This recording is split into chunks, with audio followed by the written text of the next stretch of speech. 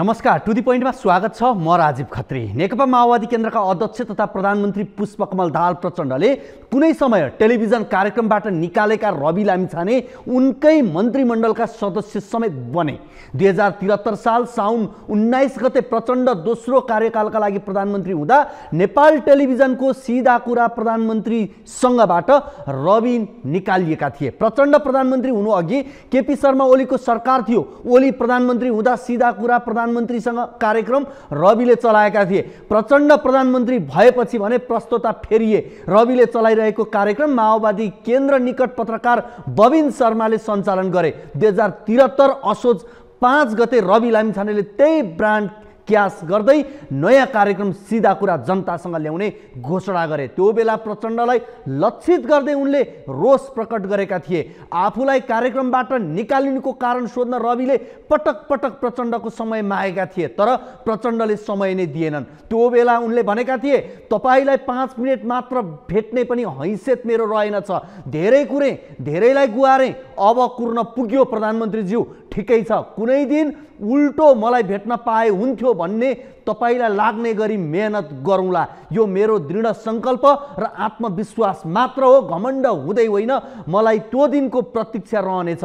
लामिछानेले राजनीतिक मैदान रोज्दै गर्दा निशानामा माओवादी केन्द्रका अध्यक्ष प्रचण्ड नै थिए। त्यसैले सुरुमा प्रचण्डको निर्वाचन क्षेत्र चितवन 3 बाट चुनाव लड्ने तयारी गरे। असार 7 गते रविले राष्ट्रिय स्वतन्त्र पार्टीको घोषणा गरे। पार्टी घोषणा कार्यक्रममा उनले भने, अब बा उमेरका नेतालाई संसदबाट छिर्नबाट रोकौँ। देशैभरिबाट एकजनालाई संसद छिर्नबाट म रोक्छु। त्यसै गरी अरूलाई रोक्न तपाईहरू देशभरिबाट आउनुहोस्। यो पनि प्रचण्ड लक्षित अभिव्यक्ति नै थियो। प्रचण्ड पटक पटक गरेर 3 पटक प्रधानमन्त्री भइसकेका छन्। जति पटक प्रधानमन्त्री बने पनि दलाल नोकरसाही भनिएकाहरूको दैलोमा लम्पसार परेर डामिएका छन्। उनीमाथि अनेक प्रश्न छन्। कुर्नु मात्र पर्छ, सबै देखिन्छ भन्थे हो रहेछ। अहिले विशेष गरी संसदमा नवप्रवेशी उनै रवि लामिछानेको दल रासपाले प्रचण्ड सरकारलाई कार्यगत निर्देश गर्दै कडा खबरदारी गरिरहेको पाइन्छ। रासपाले यति बेला सरकारलाई पाठ पढाइरहेको छ। प्रचण्ड असफलताको चाङमाथि विराजमान रहँदा प्रचण्ड पुत्री रेणु दाहालको नेतृत्व गरिरहेको भरतपुर महानगरपालिका भने कार्य सम्पादन मूल्याङ्कनमा उत्कृष्ट भएछ। स्कुल पढ्दा सहरका छोराछोरीहरू किन सधैँ फर्स्ट हुन्छन् भनेर सोचिन्थ्यो। अहिले प्रचण्डले रेणु दाहाललाई कार्य सम्पादन मूल्याङ्कनमा उत्कृष्ट मार्क दिएपछि बुझियो भन्दै त्यो सबै बोनस रहेछ भन्ने पनि कहीँ कतै सुनियो। तर त्यस्तो नहोला, आशा गरौँ। प्रचण्ड जसरी ठाउँ फेरि चुनाव जितेकी छैनन् रेणुले, भरतपुरे जनताले दुई पटक त्यसै जिताएनन्। पक्कै उनको कामको मूल्याङ्कन गरे। प्रचण्डकै छोरी हुनुकै कारणले रेणुको काम गौड हुनु हुँदैन। बधाई छ मेयर रेणु दाहाल। यति हो, अब नेतामा उत्कृष्ट कृष्णबहादुर महरा र मन्त्रीमा उत्कृष्ट प्रकाश ज्वाला चाहिँ नभनिदिउन्। हुन त भारतमा पोस्ट ग्रेजुएटको प्रवेश परीक्षा पास हुन नसकेका MBBS डाक्टरहरू यो देशमा उत्कृष्ट हुन्छन्। विदेशी कोटातर्फ तेस्रो नम्बरमा रहेका सागर गुप्ता, 5औं नम्बरमा रहेका सुकान्त यादव, 6औं नम्बरमा रहेका रोहित सिंह, 12औं नम्बरमा रहेका आयुष तोमर र 36औं नम्बरमा रहेका प्रभाकर कुमारमाथि प्रश्न उठेको छ। उनीहरूले भारतमा लिएको पोस्ट ग्रेजुएटको प्रवेश परीक्षा पास गर्न नसकेको तर नेपालमा उत्कृष्ट नतिजा निकालेको पाइएको छ। सक्कली फेललाई उत्कृष्ट, सक्कली उत्कृष्ट विदेश पलायन, सक्कली अपहरणकारीलाई केन्द्रीय सदस्य, सक्कली टेरामक्स घोटालालाई मन्त्री बनाएपछि रेणु दाहालले राम्रै काम गर्दा पनि प्रश्न उठ्दो रहेछ। यता सुन जोख्ने मेसिन सहित रङ्गे हात पक्राउ परेका नरेश अग्रवाललाई धरौटीमा छाड्न आदेश भएछ। धन्य हो अदालत। बाँसबारी छाला जुत्ता उद्योगको जमिन कृत्य गर्ने अरुण चौधरीलाई हस्पिटलमा राखेर छोडियो। उनको दाइ विनोद चौधरीसम्म कानुन नै पुग्न सकेन। ठुलालाई चाहिँ सानालाई ऐन भनेको यही हो। पैसा र पहुँचको जित भयो। छी उता कस्तो मान्छेको हातमा लुम्बिनी विकास कोष सुम्पेको छ हेर्नुहोस् त। माओवादी नेता ल्यार्काल लामाले निजी निवास बनाउन हडपेको 2 रोपनी 1 आना सरकारी जग्गा फिर्ता ल्याउन बुढानीकण्ठ नगरपालिकाले बुधबार 7 दिने म्याद तोकेरै ताकेता पत्र काटेको छ। ल्यार्कल लामा रोज राणाले गणतन्त्रको नाक काटे। फेरि यही बेला गुण्डा नाइके कांग्रेसका केन्द्रीय सदस्य गणेश लामाले अपहरण गरेर फिरौती बापत करोडौं लेनदेनको कागज गराएको गैर आवासीय नेपाली ज्ञानेन्द्र खड्काको आरोप छ। अपहरणकारी केन्द्रीय सदस्य, व्यक्ति हत्या अभियुक्त विद्यार्थी सङ्घको अध्यक्ष, नग्न डान्स बार सञ्चालक, प्रदेश मन्त्री, टेरामक्स घोटालाबाज सङ्घीय मन्त्री, बालकुमारी हत्याकाण्ड दोषी सङ्घीय मन्त्री होइन। के हुँदैछ नेपालमा? निष्कलङ्क मानिस सबै सकिएका हुन् वा राजनीति भनेकै अपराधीकरण हो? चुनाव गठबन्धन गरेर नलड्ने प्रस्ताव भन्दा पहिला पार्टीमा गुण्डा र अपहरणकारीलाई ठाउँ नदिने प्रस्ताव ल्याओ, अति भयो। मोहनबहादुर बस्नेत, प्रकाश ज्वाला र सुदन किरातीको राजीनामा नआएसम्म विपक्ष पार्टीले संसद अवरुद्ध गरोस्। हामीलाई संसदभन्दा सुशासन चाहिएको छ, दण्डहीनताभन्दा जवाबदेहिता चाहिएको छ, दुराचारी र भ्रष्टाचारी मन्त्रीभन्दा विधि र थिति चाहिएको छ। 500 र 1000 को नोट प्रतिबन्ध गर्ने आँट गर्नुपर्ने बताएछन् कांग्रेस नेता अर्जुन नरसिंह केसीले। विजय गच्छदार, बाबुराम भट्टराई, माधव नेपाल, मोहनबहादुर बस्नेत, ज्ञानेन्द्र बहादुर कार्की, बालकृष्ण खाँड, कृष्णबहादुर महरा, जनार्दन शर्मा वर्षमान र दिपेश पुनलाई उन्मुक्ति दिएर 500 र 1000 को नोट प्रतिबन्ध गर्दैमा केही फरक पर्दैन। भ्रष्टाचार विरुद्ध लड्ने हो भने लडाई दुईतर्फी हुनुपर्छ। बालकुमारी घटनामा लासमाथि भ्रष्टाचार, बाँसबारी जग्गा कृत्यकरणमा व्यवस्थामाथि भ्रष्टाचार, टिकापुर जग्गा हिनामिनामा कानुनमाथि भ्रष्टाचार, रेशमको कैद माफीमा संविधानमाथि भ्रष्टाचार, ललिता निवास फैसलामा संस्थागत भ्रष्टाचार, भेपसुन तस्करीमा राज्यमाथि भ्रष्टाचार। यहाँ भ्रष्टाचारका अनेक रूप छन्। बालकुमारी घटनाका नाइके प्रकाश ज्वालासँग घुँडा टेकेको व्यवस्था, व्यक्ति हत्या अभियुक्त पञ्चास सिंहसँग आत्मसमर्पण गरेको गणतन्त्र, बाँसबारी जमिन कृत्य गर्ने अरुण चौधरीलाई हस्पिटलबाट बिदाई गरेको संघीयता, टेरामक्स काण्डका नाइके मोहनबहादुर बस्नेत पाल्ने लोकतन्त्रको विकल्प नखोजेसम्म केही हुँदैन। अर्जुन नरसिंह केसीज्यू, कांग्रेसमा नैतिकताको राजनीति गर्ने तपाईहरूले बेलैमा निर्णय गर्नुहोस्। उता लड्ने हो, भिड्ने हो, शोषकका मतियारलाई लखेट्ने हो, रण हुन्छ, भीषण हुन्छ, सामन्तीका कारिन्दालाई खेद्ने हो, मिटर ब्याज पीडितलाई न्याय दे, आत्मसम्मानसँग बाँच्न दे, सुदखोर र साहुकारलाई अब सामाजिक बहिष्कार गर्ने हो, शोषित वञ्चित पीडित एकजुट हौँ, मिटर ब्याजीलाई देश निकाला गर्ने हो भन्दै मिटर ब्याज पीडितहरू सडकमा मार्च गर्दैछन्। मिटर ब्याज पीडितलाई हल्का रूपमा नल्याउ सरकार। संसारमा ठुलठुला रूपान्तरण श्रमिक मजदुर पीडितले गरेका छन्। सुतेको बाघलाई धेरै नसताउ, जाग्यो भने बढारिने छौ। मिटर ब्याज पीडितको माग सम्बोधन गर, मिटर ब्याज पीडितलाई न्याय देऊ। दर्शकवृन्द, टु दी पोइन्टमा हामी समसामयिक राजनीतिक विषयवस्तुमाथि यस्तै अर्जुन दृष्टि राख्छौँ। आज हामीले विभिन्न राजनीतिक विषयवस्तुहरू सहितको सामग्री लिएर आएका छौँ। दर्शकवृन्द, प्रधानमन्त्री एवं नेपाल कम्युनिस्ट पार्टी माओवादी केन्द्रका अध्यक्ष पुष्पकमल दाहाल प्रचण्ड र नेपाल कम्युनिस्ट पार्टी एमालेका अध्यक्ष केपी शर्मा ओली बीच छलफल भएको छ। अहिलेको सत्तारूढ गठबन्धनका बारेमा कांग्रेस महासमिति बैठकमा भइरहेको टिका टिप्पणी र छलफलले त्रसित प्रधानमन्त्री प्रचण्डले एमालेसँग गठबन्धन गरेर आफ्नो कुर्सी सुरक्षित गर्नका लागि ओलीसँग सम्बन्ध बढाएको टिप्पणी समेत हुन थालेको छ। एमाले र माओवादी दुवै पार्टीमा रहेका एक समूहले कम्युनिस्ट पार्टीमा एकता र गठबन्धन हुनुपर्ने भन्दै लबिङ गर्दै आएका छन्। सत्ता स्वार्थका कारण अलग भएका कम्युनिस्ट पार्टीहरू अहिले पुनः सत्ता स्वार्थकै कारण मिल्न खोजेको देखिन्छ। संघीय र प्रदेश सरकारमा कुनै पनि नभएको एमाले राजनीतिक नियुक्ति लगायतका विभिन्न अवसरबाट वञ्चित हुँदै आएको छ। सोही कारण एमाले अहिलेको सत्तारूढ गठबन्धन भत्काउन खोजेको र सरकारमा हिस्सेदार बन्न खोजेको बताइन्छ। हेरौँ यो रिपोर्ट। गठबन्धन गरेर चुनावी मोर्चामा होमिएपछि केही ठूला दलहरूलाई त्यसको फाइदासँगै बेफाइदा पनि उत्तिकै छ। पछिल्लो आम निर्वाचनलाई नै हेर्ने हो भने पनि त्यसको मूल्याङ्कन गर्न सकिन्छ। गठबन्धन हुँदा आलोचना र घाटा बेहोरेको दल नेपाली कांग्रेस पनि हो। जन्मजात कांग्रेसको परिचय बनाएर धेरै मतदातालाई रुखबाहेक अन्य चुनाव चिन्हमा मत हाल्न निकै सकस पर्यो। उनीहरूले आफ्नो यो पीडा नेताहरूलाई भेटेरै पनि सुनाए। नेता भेट्ने पहुँच नभएकाहरूले सामाजिक सञ्जालबाट पनि आफ्नो असन्तुष्टि प्रकट गरे। सम्भवतः यही कुरा बुझेर हुनुपर्छ फागुन 7 गतेदेखि जारी नेपाली कांग्रेसको महासमिति बैठकमा महामन्त्री गगन थापाले आफ्नो सांगठनिक प्रतिवेदनमा अब हुने आवधिक निर्वाचनहरूमा नेपाली कांग्रेसले कहिले आफ्ना मतदाताहरूलाई अन्य दलको चुनाव चिन्ह मत हाल्ने स्थिति सृजना गर्ने छैन भनेर जोड तोडले उठाए। समग्रमा 62 प्रदेश सभा क्षेत्रका मतदाताले प्रतिनिधि सभा र प्रदेश सभामा हाम्रो चुनाव चिन्ह रुख देख्न पनि पाएनन्, मत हाल्न पनि पाएनन्। त्यस्तै 17 वटा क्षेत्रमा त दुवै प्रदेश सभामा कांग्रेसले रुखमा मत राख्न पाए तर प्रतिनिधि सभामा पाएनन्।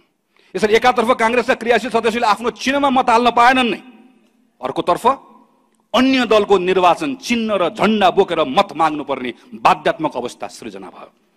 पार्टीको आफ्नो उम्मेदवार नहुँदा संगठनभित्रको आकांक्षीको व्यवस्थापन त कठिन भयो नै, पार्टीभित्रको ऊर्जामा समेत गिरावट आयो, जसले गर्दा निर्वाचनमा संख्यात्मक रूपमा पार्टी पहिलो दल भए पनि लोकप्रिय मत घट्ने अवस्था 2074 बाट 2079 को आम चुनावसम्म आइपुग्दै गर्दा प्रतिनिधि सभा चुनावमा हाम्रो लोकप्रिय मतको 7% मा ह्रास आएको छ। यो गुमेको मतलाई पार्टीमा पुनः जोड्दै नयाँ मतदातालाई आकर्षण गर्नुपर्ने चुनौती हामीसँग छ।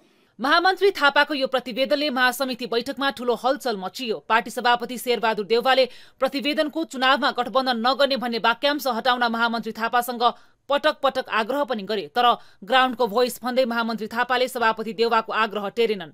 महामन्त्री थापालाई संस्थापन इतर पक्षका शेखर कोइरालाको पनि समर्थन छ।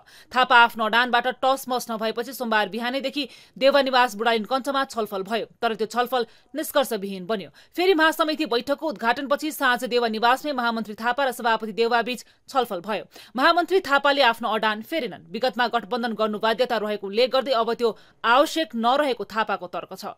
महामन्त्री थापाको अडानका कारण उक्त प्रस्ताव महासमिति बैठकमा लैजाने निर्णय देउवा निवासमा भयो। तत्काल गठबन्धनबारे मौन बस्ने र संगठन विस्तारमा ध्यान दिने पनि छलफलमा सहमति बनेको छ। महामन्त्री थापा लगायतले गठबन्धन नगरी चुनावमा जाने अडान लिएपछि गठबन्धनप्रति लोयल देखिएका सभापति देउवा धर्म संकटमा परेका छन्। देउवाले बालुवाटार पुगेर प्रधानमन्त्री पुष्पकमल दाहाल प्रचण्डलाई पनि भेटिसकेका छन्। देउवाले पार्टीभित्रको आन्तरिक विवादले गठबन्धनमा कुनै असर नपर्ने भन्दै प्रचण्डलाई आश्वासन दिएका छन्, तर देउवाको आश्वासनले प्रचण्ड ढुक्क हुन सकिरहेका छैनन्। आगामी निर्वाचनमा गठबन्धन नहुने हो भने आफ्नो पार्टीले निर्वाचनमा अझै ठूलो निराशा बेहोर्ने प्रचण्डको बुझाइ छ। सरकारमा हुँदा आफूले खासै उल्लेखनीय केही गर्न नसकेको उनलाई राम्रोसँग थाहा छ। त्यसैले पनि प्रचण्ड बेला बेला मन्त्रीहरूले केही गर्न सकेनन् भन्दै सार्वजनिक अभिव्यक्ति दिने गर्छन्। उनले मन्त्रीहरू हटाउने तयारी पनि गरे, तर सहयात्री दल कांग्रेसले आफ्नो दलबाट मन्त्री बनेकाहरूलाई छ्याप्दा मन्त्री हटाउने उनको इच्छा पूरा हुन सकेन। कांग्रेसबाट मन्त्री बनेकाहरूले आफूलाई असहयोग गरिरहेको आशंका प्रचण्डले गरेका छन्। त्यसैले पनि कुनै पनि क्षण गठबन्धनका दलहरूमध्ये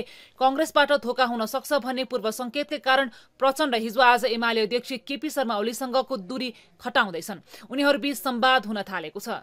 केही गरी कांग्रेसले साथ छोडी एमालेको सहयोगमा सरकारलाई निरन्तरता दिने दाउमा प्रचण्ड छन्। माओवादी, जसपा, नेकपा लगायतका 4 दलको समाजवादी मोर्चाको संयोजक विप्लवले पनि केही दिन अघि एमालेसँग पनि सहकार्य हुन सक्छ भन्दै वाम दलहरूबीच एकता हुन सक्ने इशारा गरेका थिए।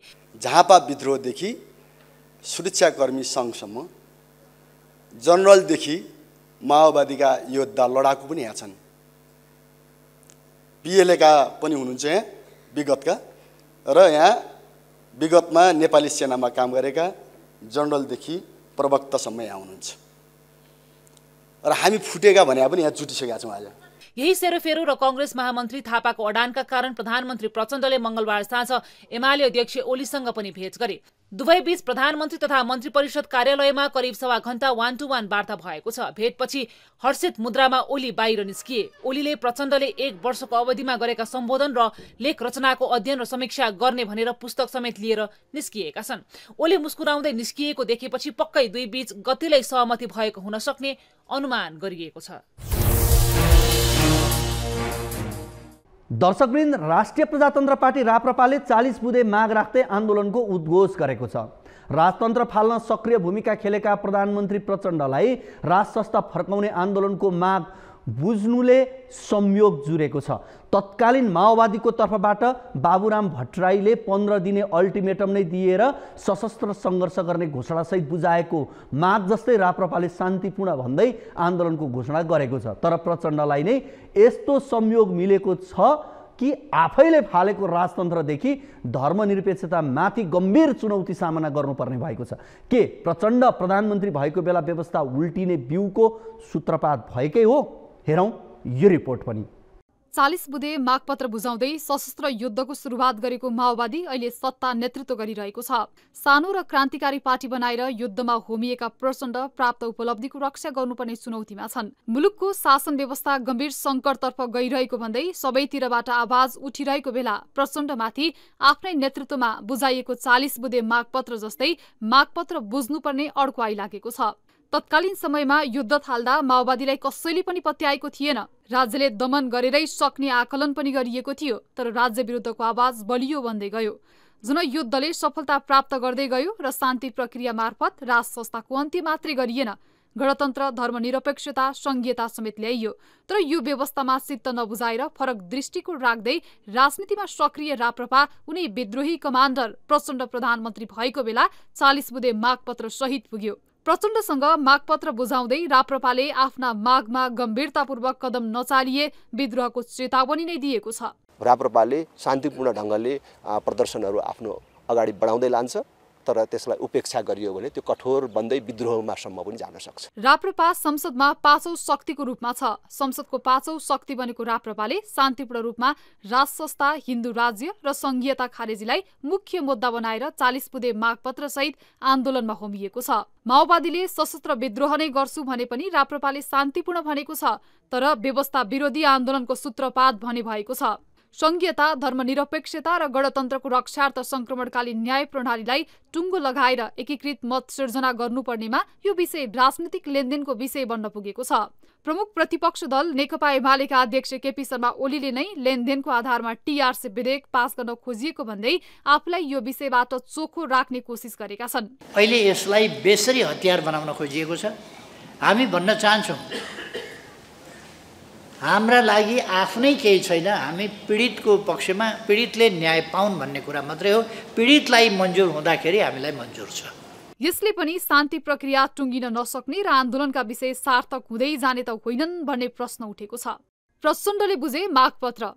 व्यवस्था उल्ट्याउने भूमिकामा प्रमुख देखिएका प्रचण्डलाई नै संयोगले यही व्यवस्था पल्टाउने मागपत्र बुझ्नु परेको छ। प्रचण्डले मागपत्रलाई लोकतन्त्रमा शान्तिपूर्ण आफ्ना कुरा राख्न पाइने भन्दै सकारात्मक नै लिएको सन्देश प्रवाह गरेको बुझिएको छ। तर प्रचण्डले आफैले लडेर ल्याएको व्यवस्था विरुद्ध आन्दोलनको तयारी हुँदै गर्दा अब के गर्लान्, यो चासोको विषय बनेको छ। कम्युनिस्ट सहकार्य र राजेन्द्रको विद्रोह। राजेन्द्र लिङ्गदेन पहिलेदेखि नै कम्युनिस्ट जनमत लिएर संसदमा आइपुग्ने नेतामा पर्छन्। एमाले नेतृत्व, विशेष गरी केपी ओलीले आफू पनि राप्रपाको मत लिने र राप्रपालाई मत दिने अग्रपंक्तिमा छन्। राप्रपाले यसअघि कम्युनिस्ट जनमत लिएर संसदमा आए पनि अब भने यिनै कम्युनिस्ट कांग्रेसले लडेर ल्याएको व्यवस्था विरुद्ध गम्भीर प्रहार गर्ने योजना सार्वजनिक गरेको छ। तत्कालीन माओवादी र राप्रपाका मागका मुख्य भिन्नता। तत्कालीन माओवादी माग बुँदा नम्बर 11, राजा र राजपरिवारको सबै विशेषाधिकार अन्त्य गरिनुपर्ने। बुँदा नम्बर 18, नेपाललाई धर्मनिरपेक्ष राज्य घोषित गर्नुपर्ने। माग बुँदा नम्बर 26, स्थानीय निकायहरूलाई अधिकार र साधन सम्पन्न बनाइनुपर्ने। राष्ट्रिय प्रजातन्त्र पार्टी माग बुँदा नम्बर 1, अभिभावकीय भूमिकामा संवैधानिक राज संस्था। माग बुँदा नम्बर 2, सर्वधर्म सम्भावपूर्ण धार्मिक स्वतन्त्रता सहितको वैदिक सनातन हिन्दू अधिराज्य। प्रलोभन तथा छलकपटपूर्ण धर्मान्तरणमा तत्काल रोक। माग बुँदा नम्बर 3, प्रदेश संरचनाको खारेजी र 2 तहको सरकार, केन्द्र र अधिकार प्राप्त स्थानीय तह। राप्रपाले राखेका माग मुख्यतः संविधानको मूल मर्मसँगै नै विपरीत दिशामा केन्द्रित छन्। तत्कालीन माओवादीले बुझाएको 40 बुँदेमा राज्य विरुद्धको घोषित विद्रोहको चेतावनी दिएको थियो भने राप्रपाले शान्तिपूर्ण भन्दै विद्रोह हुन सक्ने चेतावनी दिएको छ। यता धर्मनिरपेक्षता विरुद्धमा संसदको सबैभन्दा ठूलो दल नेपाली कांग्रेसमा समेत जनमतको सृजना हुन थालेको र मूल नेतृत्व नै यसमा छलफल गर्न सकिन्छ भन्दै पार्टीलाई त्यसतर्फ धकेल्दै गरेको खण्डमा राप्रपाको आन्दोलन र धर्मको विषयमा मिलाप देखिन्छ। यस्तोमा राज संस्था र संघीयता खारेजीको विषयलाई राप्रपाले रणनैतिक रूपमा धर्मलाई उठाएमा मात्रै पनि व्यवस्थामाथिका खतरा थप बढेर जानेमा कुनै शंका छैन। दर्शकवृन्द, मेडिकल व्यवसायी दुर्गा प्रसाईले 1 वर्ष अघिदेखि राष्ट्र, राष्ट्रियता, धर्म, संस्कृति संरक्षण महाअभियान चलाइरहेका छन्। पूर्व राजा ज्ञानेन्द्र शाह पनि विभिन्न समूह तथा धार्मिक कार्यक्रममा सहभागी हुँदै आएका छन्। धार्मिक अभियन्ताहरूले पनि कुनै न कुनै रूपबाट सक्रियता बढाउँदै लगेका छन्। नेपाली कङ्ग्रेसको एउटा समूह सनातन धर्मलाई पार्टीमा जबरजस्त प्रवेश गराउन उद्यत छन्। यही बीचमा राजतन्त्रको वकालत गर्दै आएको पार्टी राप्रपाले हिन्दू राष्ट्र स्थापनाको मागसहित निर्णायक आन्दोलनको घोषणा गरेको छ। नेपाललाई हिन्दू राज्य बनाउन सम्भव छ त? हेरौँ यो रिपोर्ट। नेपाली कांग्रेसको जारी महाधिवेशन बैठकमा एउटा समूह हिन्दू राष्ट्रको एजेन्डा बनाउन जोडतोडले लाग्यो। पूरक प्रस्ताव नै पेश गर्ने तयारी गरे पनि प्रस्ताव पेश हुन पाएन भने महासमिति बैठकको एजेन्डा पनि बन्न सकेन। पार्टी केन्द्रीय सदस्य शंकर भण्डारी नेतृत्वको सनातन समूहमा 22 जना थिए। बैठकमा यो विषय एजेन्डा नबनेपछि यो समूहले हस्ताक्षर अभियान नै चलायो। हालसम्म कांग्रेसका 42 जना केन्द्रीय सदस्य र 900 बढी महासमिति सदस्यले हस्ताक्षर गरिसकेका छन्। हिन्दू राष्ट्र घोषणा महाअभियानले हिन्दू राष्ट्रबारे औपचारिक प्रस्तावलाई महासमिति बैठकमा पेश गर्नुपर्ने भनी माग राखे पनि सभापति शेरबहादुर देउवाले वर्तमान परिस्थितिमा यो प्रस्ताव ल्याउनु उचित नहुने भन्दै रोकिदिए। तर केही महिना अघि भने स्वयं देउवाले नै हिन्दू राष्ट्रका पक्षमा पार्टीभित्र बहस चलाउन सकिने बताएका थिए। प्रधानलाई अझ मजबुत बलियो पार्टी राख्नु अरू कुराको सम्बन्धमा मान्छे भन्ने अझ कोही अरू कुरामा चाहिँ सोच्नु पर्यो भन्छन्, कोही धर्मनिरपेक्ष हवा कुरो भइरहेको छ, कोही के भनिरहेको छ, यसमा चाहिँ सरसल्लाह गर्न सकिन्छ अरू कुराको सम्बन्धमा। देउवाको सोही अभिव्यक्तिलाई आधार मानेर सम्भवतः नेपाली कांग्रेसको एउटा समूहले जारी महाधिवेशन बैठकमा यो विषयलाई प्रवेश गराउने प्रयास गरेको थियो। तर कांग्रेस कुनै जातीय तथा वर्ग विशेषको पार्टी नभएकाले यो विषय महासमिति बैठकमा आधिकारिक प्रस्ताव नबन्ने भन्दै रोकियो। यो राष्ट्रिय पार्टी हो। राष्ट्रिय पार्टीभित्र यी सबै आकांक्षाहरूलाई हामीले समेट्नुपर्ने भएको हुनाले केन्द्रीय कार्य समितिमा बोल्न दिने कुरा महासमिति पनि बोल्नुहुन्छ उहाँहरूले, हैन? यो कुरा बोल्नुहुन्छ, बोल्न त पाउनु पर्यो नि। म यो चाहन्छु भनेर कोही राजै चाहनेहरू आएर बोल्नुभयो भने नि बोल्न पाउनुहुन्छ। तर पार्टीको बैठक जुन जुन तहको बैठक छ त्यो बैठकले आधिकारिक रूपमा प्रस्ताव तयार गर्छ र त्यो प्रस्तावमा छलफल भएर आधिकारिक निर्णय भइसकेपछि चाहिँ त्यो मान्य हो। महासमिति बैठकमा यो विषय एजेन्डा नै नबने पनि कांग्रेसको एउटा समूह धर्मनिरपेक्षताको विरोधमा सक्रिय छ। यता राष्ट्रिय प्रजातन्त्र पार्टीले हिन्दू राष्ट्रको एजेन्डा सहित बुधबारबाटै निर्णायक आन्दोलनको सुरुवात गरेको छ। राप्रपाले बुधबार नै प्रधानमन्त्रीलाई 40 बुँदे ज्ञापन पत्र बुझाउँदै देशव्यापी प्रदर्शन थालेको छ। राप्रपाको सर्वकालीन एजेन्डामा हाल नेपाली कांग्रेसले समेत बहस गर्न थालेको अवस्थामा राप्रपा थप हौसिएको छ। कांग्रेसभित्र त्यो छलफल भइरहेको छ भने त्यो सकारात्मक पक्ष हो र त्यो मात्रै होइन, हिन्दू राष्ट्रको कुरामा मात्रै होइन, कांग्रेस राज संस्थाको मुद्दा पनि आउनुपर्छ। हामीले भनिरहेका छौँ, अनुरोध गरिरहेका छौँ, प्रचण्डजी चाहिँ प्रचण्ड पथमा गएको कांग्रेसले अब बीपी पथमा फर्किनुपर्छ र बीपी पथमा फर्किने हो र बीपीको मान्यता गणेशमानको मान्यता र गणेशमानको मान्यता र नेपाली कांग्रेसको ओरिजिनल जुन मान्यता हो वास्तवमा त्यो चाहिँ मान्यतामा आउने हो भने कांग्रेसले चाहिँ के भने परिवर्तन गर्नुपर्छ भन्ने लाग्छ र हामी त्यही अनुरोध गरिरहेछौँ। राजनीतिक विश्लेषकहरू माओवादी बाहेकका दलहरूमा हिन्दू राष्ट्रको बहस चल्ने दाबी गरिरहेका छन्।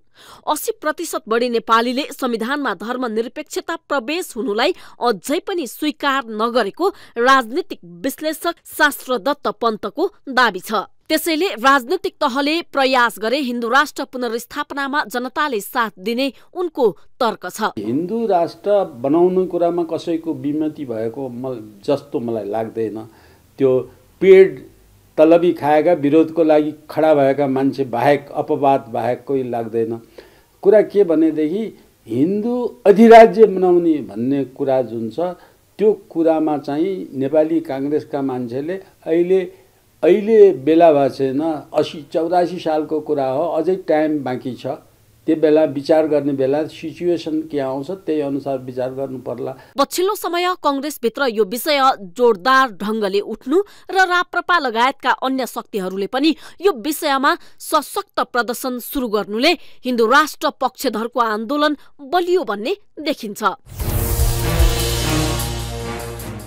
दर्शकवृन्द, अन्यत्रका देशमा एउटा चुनाव नसकिँदै अर्को चुनावका लागि नारा सार्वजनिक गर्नु खासै नौलो होइन। जस्तो कि ट्रम्प फर प्रेसिडेन्ट अमेरिकामा एक कार्यकाल राष्ट्रपति चलाइसकेका कट्टरपन्थी रिपब्लिकन नेता डोनाल्ड ट्रम्प फेरि सत्तासीन गराउने अभियानको नाम हो यो। भारतमा पनि मनमोहन सिंह पछिका प्रधानमन्त्री भनेर नरेन्द्र मोदीलाई 2014 को लोकसभा चुनाव अगावै ब्रान्डिङ गरिएको थियो। हर हर मोदी घर घर मोदी नारासँगै भनिएको थियो सबका साथ सबका विकास। नेपालमा भने विक्रम सम्वतको 2080 सालमै मिसन 2084 को नारा अर्थात् एउटा चुनाव सकिए लगत्तै अर्को चुनावको चिन्ताले दलहरूलाई छुएको यो सम्भवतः पहिलो हो। खासमा यो नारा गत वर्ष मङ्सिरको सङ्घ र प्रदेश चुनाव लगत्तै सुरु भएको हो। अर्को चुनाव हुन अझै 4 वर्ष बाँकी छ। तर आम मानिसलाई यो अपिलले कता कति छुन थालेको प्रष्टै बुझ्न सकिन्छ। मिसन 84 शब्दावली रासपाले चलाउन सुरु गरेको, जस अन्तर्गत विभिन्न कार्यक्रम आयोजना गर्दै यो पार्टीका नेताहरू हिँड्न थालेपछि प्रमुख प्रतिपक्षी दल नेकपा एमाले समेत मिसन 2084 नै भन्न थालिसकेको छ। पहिलो निर्वाचनमै अपेक्षाभन्दा बढी सफलता प्राप्त गरेको रासपा र रविको चाहना आगामी निर्वाचन मार्फत पुराना नेता र दलबाट सत्ताको चाबी थुत्नु हो। सोही चाहना अनुसार रासपाले देशभर अभियान चलाइरहेका छन्। हेरौँ यो रिपोर्ट पनि। राजनीतिमा अविच्छिन्न सफल राष्ट्रिय स्वतन्त्र पार्टी रासपा संसद र सड़कमा निरन्तर संघर्ष गरिरहेको छ। स्थापनाको केवल 1 वर्ष पूरा गरेको रासपा केन्द्रीय राजनीतिमै छाइसकेको छ। रासपालाई अझ सशक्त बनाउने दौड़मा रहेका सभापति रवि लामिछाने संगठन विस्तारमा समेत बेजोडताका साथ लागि परिरहेको देखिन्छ। उनले केही महिना अघि महोत्तरीमा बसेको केन्द्रीय कमिटी बैठक मार्फत पदाधिकारी संख्या समेत बढाए। पहिलो खेपमै उपप्रधान तथा गृहमन्त्री समेत बनेका रविले छोटो समयमै सत्ता छोड्नु पर्यो। तर प्रतिनिधि सभामा रासपाको 21 सांसद सहित दरिलो उपस्थिति छ। राष्ट्रको साखलाई ध्वस्त पार्ने गरी आफ्ना नागरिकलाई नक्कली भुटानी शरणार्थी बनाएर बेच्न सरकारका जिम्मेवार मन्त्रीहरू समेत जोडिएको मुद्दाको अवस्था के छ? बदनाम 60 केजी सुनकाण्ड पक्कै पहिलो थिएन, तर अन्तिम पनि हुन सकेन। त्यस यता सुन तस्करी रोक्न सुरक्षा प्रणालीमा के परिवर्तन गर्नुभयो? यसका दोषीहरू दण्डित हुँदैछन् भनेर विश्वस्त हुने आधार के छन् प्रधानमन्त्रीज्यू?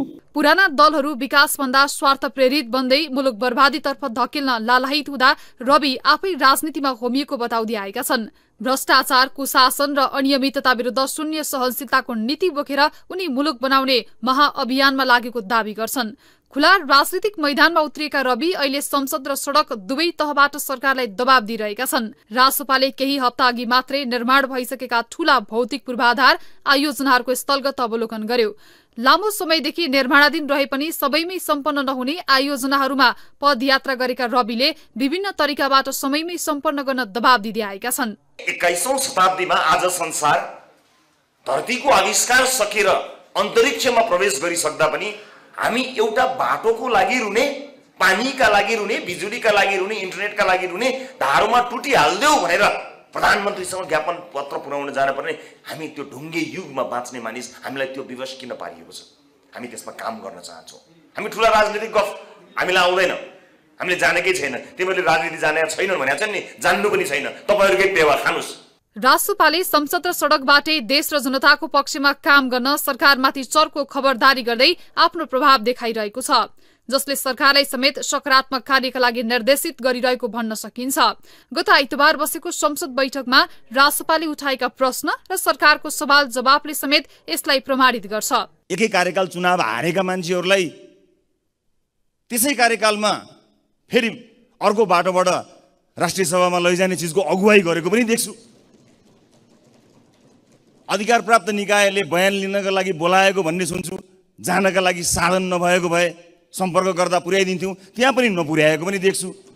अनि सदनबाट सुशासनको कुरा, छेडखानीका कुराहरू अब नगरौँ। बालकुमारी घटनालाई सरकारले निकै गम्भीर रूपले लिएर तत्कालै त्यसमा संलग्नहरूलाई निलम्बन गर्ने, छानबिन प्रक्रिया अगाडि बढाउने, मृतकका परिवारलाई 10 लाख मात्रै होइन, मान्य सदस्यहरूले भन्नुभयो 10 लाख दिएर चुप लाएर बसेको भन्ने कुरा बिल्कुल तथ्यहीन हो। 10 लाख मात्रै होइन, छानबिन समिति पक्कै पनि प्रतिपक्षले त बनाएको होइन।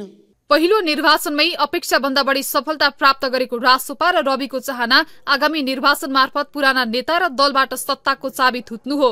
सोही चाहना अनुसार रासोपाले देशभर अभियान चलाइरहेको छ। मिशन 84 को नारा समेत दिएको रासोपाले विदेश तथा प्रवासमा समेत संगठन विस्तार अभियानलाई तीव्रता दिइरहेको छ।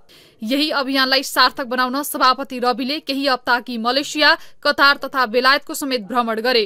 पहिलो निर्वाचनमै रासोपालाई चौथो दल बनाउन सफल रविले 2 निर्वाचन पनि सामना गरिसके, जसमा उनलाई जनताले झन भारी मतसहित विजयी गराएका छन्। जनताहरूमा पुराना दल र नेताहरूप्रति वितृष्णा पैदा भइरहेका बेला नयाँ दलप्रति क्रेज बढाइरहेका छन्। मुलुकको स्थिति जर्जर बनेको अवस्थामा नागरिकहरूको यो निर्णय बाध्यात्मक बनेको छ। यही अवस्थाको बीच उदाएको रासोपाले यसलाई उपयोग समेत गर्ने मौका पाएको छ। पुराना दल र नेताहरूमाथिको आक्रोश जनताहरूले रासोपालाई मत दिएर पोखिरहेका छन्। त्यसैको प्रतिफल स्वरूप अहिले रवि र रासोपालाई प्राप्त मत हुन्। मिशन 84 को नाराले सरकारको नेतृत्व ताकेका रवि र रासोपा अहिले स्थानीय स्तरमै हाबी बन्न थालिसकेको छ। बुधबार सम्पन्न रूपन्देहीको सैना महिना खानेपानी तथा सरसफाई उपभोक्ता संस्थाको अध्यक्ष पदमा भएको निर्वाचन परिणामले पनि यसलाई थप पुष्टि गरेको छ। सो संस्थाको अध्यक्षका लागि भएको निर्वाचनमा सत्ता गठबन्धन र नेकपा एमालेलाई पछि पार्दै राष्ट्रिय स्वतन्त्र पार्टीका उम्मेद्वार एक बहादुर छेत्री भारी मतले विजयी भए। उनको विपक्षमा हालको केन्द्रीय सत्ता गठबन्धन र नेकपा एमाले फरक उम्मेद्वार उठाएको थियो। तर गठबन्धन र एमाले दुवैका उम्मेद्वारलाई पराजित गर्दै रासोपा उम्मेद्वार छेत्री विजयी भए। अन्य प्राय सबै पदहरूमा एमाले विजयी हासिल गर्दा यो निर्वाचनमा गठबन्धन भने शून्य भएको छ।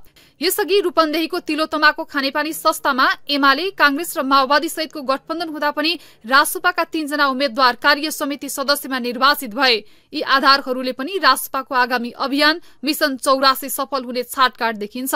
गत वर्ष सम्पन्न आम निर्वाचनमा अत्याधिक मत पाउन सफल रविले पछि उपनिर्वाचन हुँदा समेत चितवनबाट जित निकाले। साथै उपनिर्वाचनमा रासोपाबाटै तनहुबाट स्वर्णिम वाग्ले पनि निर्वाचित भए। यसरी रासोपाको दबाव केन्द्रदेखि स्थानीय तहसम्म आइपुगेको छ। यसको मुख्य कारण पुराना दल र नेताहरूकै अकर्मण्यता र लाचारपना हो। यदि उनीहरूले देश र जनताको हितमा काम गर्दै सुशासन र समृद्धिलाई मुख्य केन्द्र बनाएको भए अन्य विकल्प खोज्नै पर्ने थिएन। तसर्थ अब पुराना दल र नेताहरूमाथि खतराको घण्टीहरू बज्न थालिसकेको देखिन्छ। पुराना दल तथा नेताहरू अझै सचेत नभए आउँदो निर्वाचनमा उनीहरू किनारा लाग्नु नपर्ला भन्न सकिने अवस्था छैन। दर्शकवृन्द, तत्कालीन 10 वर्षे सशस्त्र युद्धको नेतृत्वकर्ता सुप्रिम कमान्डर प्रचण्डले नेपालको संसदीय राजनीतिमा पुष्पकमल दाहालको परिचय बसालेको 18 वर्ष भयो। संसदीय राजनीतिलाई दुत्कारेर 10 वर्षसम्म संसदीय व्यवस्था र राज्य संरचना विरुद्ध बम र बारुद खेलाउँदै 17,000 नागरिकले अनाहकमै ज्यान गुमाए, जुन माओवादीकै शब्दमा राज्यको अग्रगामी रूपान्तरणका लागि अपरिहार्य आवश्यकता थियो। प्रचण्डबाट पुष्पकमल दाहाल बनेपछि 3 पटक त्यही संसदीय प्रणालीको अङ्कगणितबाट प्रधानमन्त्री बनेका पुष्पकमल दाहाल अहिले तेस्रो कार्यकालको पनि उत्तरार्धमा छन् अनि क्रान्तिको आगो ओकल्दै बुलेट बिसाएर शान्तिपूर्ण संसदीय यात्रामा होमिएपछिको 17 वर्षमा पुष्पकमल दाहालले न प्रचण्डहरूले भने जस्तै सर्वहारा वर्गको उत्थान गर्न सकेका छन्, न दलाल नोकरसाही पुँजीपति वर्गका अगाडि दस्तावेजहरूमा भने जस्तै प्रधान शत्रु बनेर उभिएका छन्। प्रचण्ड पटक पटक तिनै दलाल नोकरसाही भनिएकाहरूको दैलोमा लम्पसार परेको आरोपले डामिएका छन्। उनीमाथि अनेक प्रश्नहरू उठेका छन्। विशेष गरी संसदमा नवप्रवेशी दल रासपाले प्रचण्ड सरकारलाई कार्यगत निर्देश गर्दै कडा खबरदारी गरिरहेको पाइन्छ। संसदमा नयाँ दलको रूपमा उदाएको रासपाले यति बेला सरकारलाई पाठ पढाइरहनु परेको छ। सुशासनको चर्को नारा लगाएर भ्रष्टाचारलाई नै प्रश्रय दिने गतिविधि मात्रै नभई राजनीतिक विकृतिलाई समेत बढावा दिने प्रचण्डको नियतिमाथि समेत रासपाले सचेत गराइरहेको छ। हेरौँ यो रिपोर्ट पनि। वर्तमान अवस्थामा संसद र सरकार व्यवहारिक रूपमा चल्ने प्रयत्नमा छ, जसअनुसार प्रतिनिधि सभा बैठकमा पनि प्रधानमन्त्री उपस्थित भएर सांसदहरूको प्रश्न तथा जिज्ञासालाई मेटाउने अभ्यास हुँदै आइरहेको छ। आफ्नो कार्यकालमै संसदमा प्रश्न उत्तरको अभ्यास सुरुवात गरेका पुष्पकमल दाहाल प्रचण्डले आइतबार पनि सदस्यहरूले राखेको प्रश्नको जवाफ दिए। यसअघि पनि प्रचण्डले सांसदहरूले उठाएका जिज्ञासाको जवाफ दिँदै आएका छन्। उनले गरेको यो अभ्यासले संसदको प्रभावकारिता र मुलुककै समस्याको समाधान गर्ने प्रक्रियालाई के हदसम्म सफल बनाउने निश्चित छ।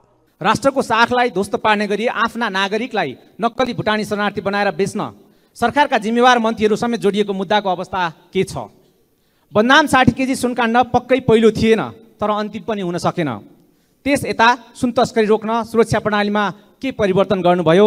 यसका दोषीहरू दण्डित हुँदैछन् भनेर विश्वस्त हुने आधार के छन् प्रधानमन्त्रीज्यू?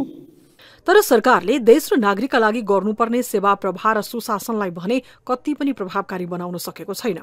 सरकार र संसदमा केही राम्रो गर्ने प्रयत्न भएको देखिए पनि प्रतिफल भने पाउन सकिएको छैन, जसले विगतको सरकार र वर्तमान सरकारमा त्यति फरकपन अनुभूत गर्न सकिँदैन। भ्रष्टाचार विरुद्ध सरकारको कडा स्वर, तर कार्यान्वयनमा भने नरम बन्दा सरकार आफै बदनाम बन्नु परिरहेको छ। अरू दल र सरकार भन्दा आफू फरक देखिने गरी काम गर्ने अठोट लिएर पनि सकारात्मक नतिजा दिन नसक्नुले प्रचण्डले नयाँ दलहरूबाटै सबक सिक्नु परिरहेको हो। ढिलै भए पनि संसदले आफ्नो क्यालेन्डर बनाएकोमा निरन्तर वकालत गर्दै आएको हामी रासोपा खुसी छौँ। कम्तीमा पनि अलिकति क्रेडिट दिनुभए हुन्छ, नसिकाउनु होला, अलिकति नयाँबाट सिक्नु पनि होला। विशेष गरी संसदमा नवप्रवेशी दल रासोपाले सरकारलाई कार्यगत निर्देश गर्दै कडा खबरदारी गरिरहेको पाइन्छ। आइतबार बसेको संसद बैठकमा पनि रासोपा सभापति रवि लामिछानेले सरकारले गफ धेरै लगाउने तर कार्यगत पर्फर्मेन्स दिन नसकेको टिप्पणी गरे। सरकारले आफ्नालाई जोगाएर अरूलाई मात्रै कारवाही गर्ने रणनीति लिएको भन्दै उनले सरकारको कडा आलोचना गरे। ललिता निवास जग्गा प्रकरण, नक्कली शरणार्थी प्रकरण, 100 केजी सुन प्रकरण जस्ता प्रकरणका विषयमा सरकारले छानी कारवाही गरेको भन्दै असन्तुष्टि जनाए। उनले भ्रष्टाचारको फाइल यदि खोल्ने भए रासपाबाटै सुरु गर्ने भए पनि आफू तयार भएको भन्दै प्रधानमन्त्रीलाई चुनौती दिए। तर आफ्नालाई चोख्याउन र अन्यलाई मात्रै कानून झोस्ने कार्यका लागि मात्रै फाइल नखोल्न रविले प्रचण्डलाई सुझाए। सरकार प्रमाण कहीँ कतै नभेटेका मान्छेहरूलाई प्रमाण खोजेर भए पनि, नक्कली प्रमाण बनाएर भए पनि, नक्कली उजुरी भएर भए पनि, जसरी पनि खोज, जसरी पनि समात, जसरी पनि थुन्न खोज भनेर दबाब दिनका लागि लागिरहने, छताछुल्ल प्रमाण भएका मान्छेहरूलाई वरपर लिएर हिँडिरहने हो भने विधिको शासनका बारेमा अब नबोले पनि हुन्छ। हामी बुझ्दछौँ गठबन्धनको पीडा, हामी बुझ्दछौँ प्रधानमन्त्रीसँग जम्मा 32 सिट भएको पीडा, तर हामी यो पनि बुझ्दछौँ कि नेपाली जनताले भोग्नु परेको पीडा कसैको सत्ता टिकाउनका लागि आधार नबनोस्। संसदमा नयाँ दलका रूपमा उदाएको रासोपाले यति बेला सरकारलाई पाठ पढाइरहनु परेको छ। सुशासनको चर्को नारा लगाएर भ्रष्टाचारलाई नै प्रशय दिने गतिविधि मात्रै नभई राजनीतिक विकृतिलाई समेत बढावा दिने प्रचण्डको नियतमाथि समेत रासोपाले सचेत गराएको छ। नयाँ दलको रूपमा पहिलो पटक संसदमा छिरेको रासोपाले आफ्नो जिम्मेवारीप्रति इमानदार रहँदै सरकारलाई खबरदारी र जनसेवाप्रति केन्द्रित बन्न खबरदारी गर्दै आएको छ। उसले पुरानो विचार र पद्धतिलाई बिर्सिएर नयाँ ढङ्गले संसदलाई अघि बढाउने चर्को आवाज समेत उठाइरहेको देखिन्छ। एकै कार्यकाल चुनाव हारेका मान्छेहरूलाई त्यसै कार्यकालमा फेरि अर्को बाटोबाट राष्ट्रिय सभामा लैजाने चिजको अगुवाई गरेको पनि देख्छु।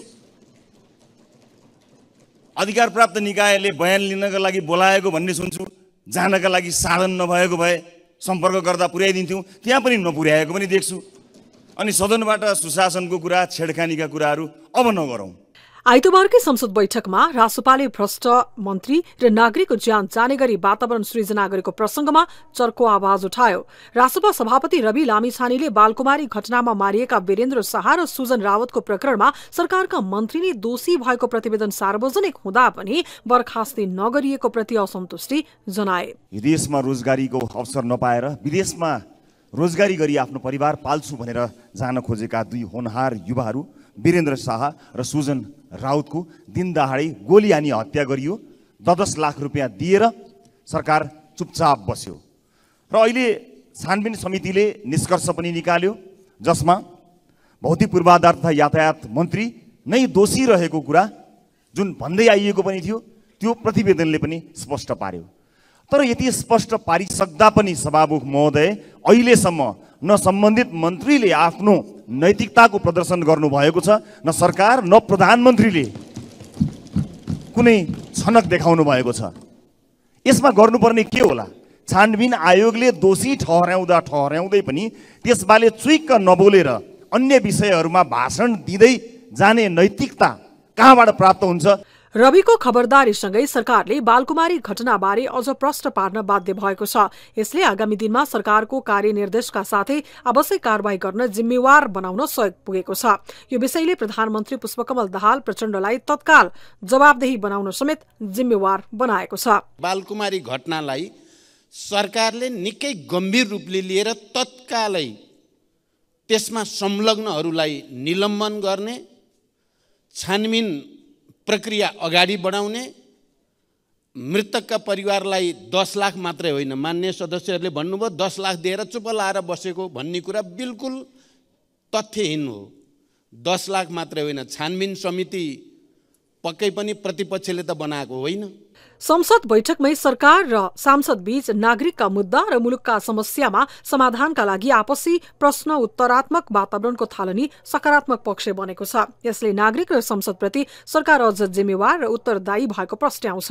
साथै यसप्रति प्रधानमन्त्री पनि आम नागरिकको तर्फबाट धन्यवादको पात्र बनेका छन्। विगतको भन्दा फरक कार्यशैलीबाट गृह कार्य गर्ने प्रचण्डको प्रतिबद्धता पनि सकारात्मक नै थिए। उनले सोही अनुसारको कामको थालनी समेत गर्न खोजेको देखिन्छ। तर थालनी भएका हरेक भ्रष्टाचार र कुशासनको मुद्दामाथि आएका निष्कर्ष तथा फैसलाहरू भने स्वार्थ प्रेरित देखिन्छन्, जसका कारण प्रचण्ड सरकारलाई विश्वास गर्ने आधारहरू गुम्दै गएका छन्। यी गतिविधिले सुशासन र समृद्धिको पक्षमा उभिने पात्रहरूलाई जुरमुराउन बाध्य बनाएको छ। त्यसैले रासोपा र रवि जस्ता पात्रले संसदमा उठाएका विषयहरूलाई नकारात्मक भन्न सकिन्न। संसदमा उठेका आवाजहरूलाई मनन गर्दै सरकार अझ सुशासन र समृद्धिको पक्षमा सशक्त बन्न आवश्यक देखिन्छ। दर्शकवृन्द, हामी यो कार्यक्रम हप्ताको 2 पटक आइतबार र बिहीबार लिएर आउँछौँ। आजको टु दी पोइन्टबाट बिदा लिन्छु। हवस् त, नमस्ते।